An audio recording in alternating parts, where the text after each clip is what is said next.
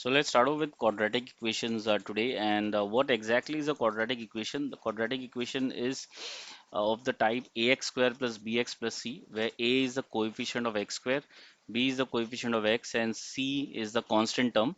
And the highest degree in this case will be 2, and the leading coefficient, which in this case is a, should never be equal to 0, because if that is equal to 0, then the highest degree will not be 2, and then it will not be a quadratic equation. So today we are going to check out questions which are based on factorization. So let's start off with the first one. So let's say we have been asked to solve x square plus 3x minus 10 equal to 0. So we need to solve this question using factorization. So what we do is we actually go ahead and split 3, and we split 3 in such a way that we get a sum is equal to the middle term. So sum should be equal to the middle term. So in this case the middle term is 3, and the product of the two numbers should be equal to the product of the first term. In this case the first term is 1 and the last term is minus 10. So 1 into minus 10, so the product should be minus 10 and the sum should be 3.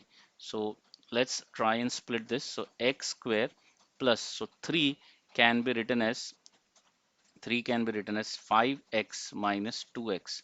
Why? Because 5 minus 2 gives me 3, the sum is 3, and the product is minus 10. So x square plus 5x minus 2x minus 10 equal to 0, and so x plus 5 minus 2, x plus 5 equal to 0. So we have x minus 2, x plus 5 equal to 0.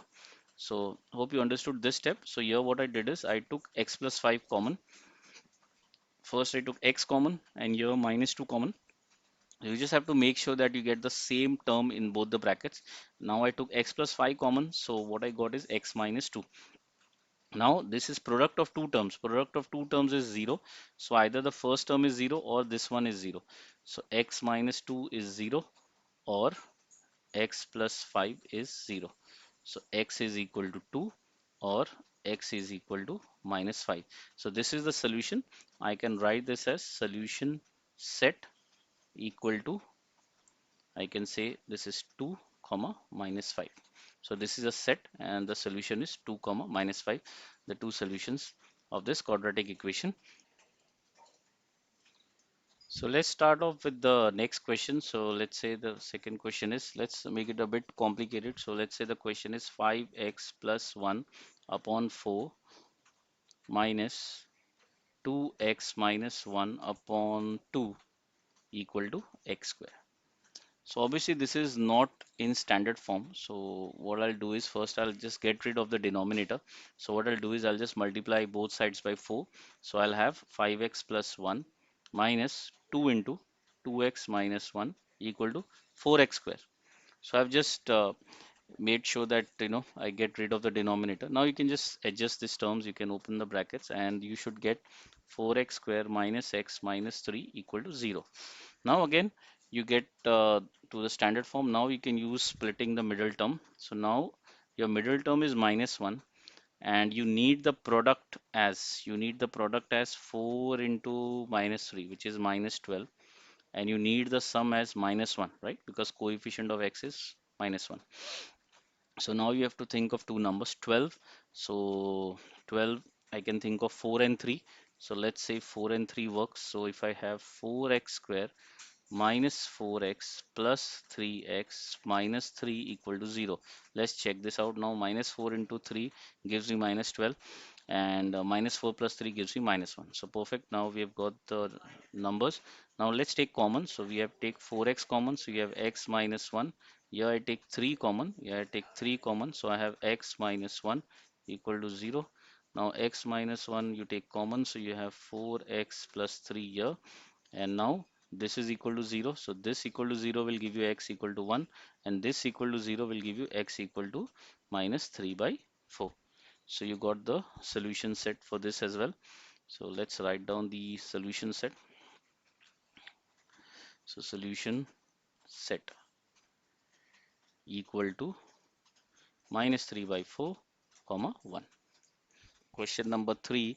Let's say the question is 2 raised to x square minus 4x plus 6 equal to 8.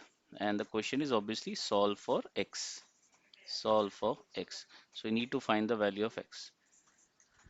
Now let's think over it what exactly can be done. So here you have 2 and here you have 8. So 2 I can write as 2 cube, right? And here you have 2 raised to x square minus 4x plus 6. Now 2 raised to 3 will give you here 2 raised to 3. That means this equation should be equal to 3. So what I'll do is I'll write x square minus 4x plus 6 is equal to 3. Now before you factorize you need to get the standard form. So that is x square minus 4x. You get the 3 here. So you'll have plus 3 equal to 0. Now you can factorize this. So you can get the factors. The product should be 3 and the sum should be minus 4. So you have minus 3x minus x plus 3 equal to 0. So this gives you minus 4 and the product gives you 3. So I can take common. So here I'll take minus 1 common. So you just have to make sure in both the brackets you have the same term and you have x minus 1, x minus 3 equal to 0. So x is equal to 1, x is equal to 3. Solution set will be 1 comma 3. Let's check the next question. So let's say the question is you have x square minus 7x plus 11 raised to 8 equal to 1. This is 8. And again you have to solve for x. So little different question here. You need 1 and this needs to be solved now. So what we can do here is, see here we have 8. So what I'll do is I'll take the 8th power, take 8th power on both sides. So if you take the 8th power on both sides, you will have x square minus. So in fact, what we are doing is, we are taking the eighth root on both sides. Okay, because here we don't have 1 by 8, we have 8. So I'll take the eighth root on both sides. So here you have 8. So I'm taking the eighth root. Eighth root means raised to 1 by 8. Like in square root, you have raised to 1 by 2. So I'm taking eighth root on both sides. Okay. So when you do that, here this 8 and this 8 will get cancelled. So you have x square minus 7x plus 11. And eighth root, like in square root, you write plus minus. So in eighth root, you will write plus minus 1. And now you can go ahead and solve this. So now you'll have two equations. So one equation will be x square minus 7x plus 11. This will be equal to 1. So that means x square minus 7x 11 minus 1, that is 10 equal to 0. And you solve this, you have x square minus 5x minus 2x plus 10 equal to 0. So you get the first solution set, which will give you 5 and 2 as the answers. Now you have to solve the second solution set. Okay, and the second solution set will be, so you have x square minus 7x plus 11 is equal to minus 1. And here you'll have x square minus 7x plus 12 equal to 0. So here you can write x square minus 4x minus 3x plus 12 equal to 0. So here you'll have x is equal to 4 or x is equal to 3.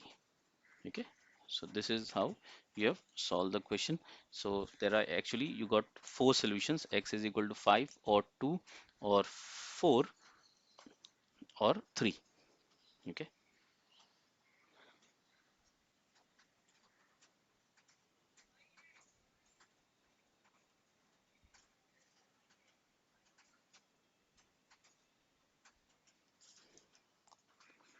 Now let me give you a difficult question. So let's say you have something like this. You have x square minus 11x plus 29 raised to 6x square plus x minus 2. This is equal to 1 and you have to solve for x. Now let's see how we can get the answer.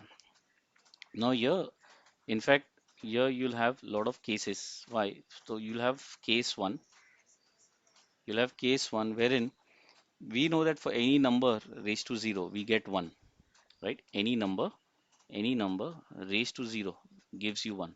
So case 1 will be if I say something raised to 0 is 1, that means I can say 6x square plus x minus 2 is equal to 0. Now you can solve this.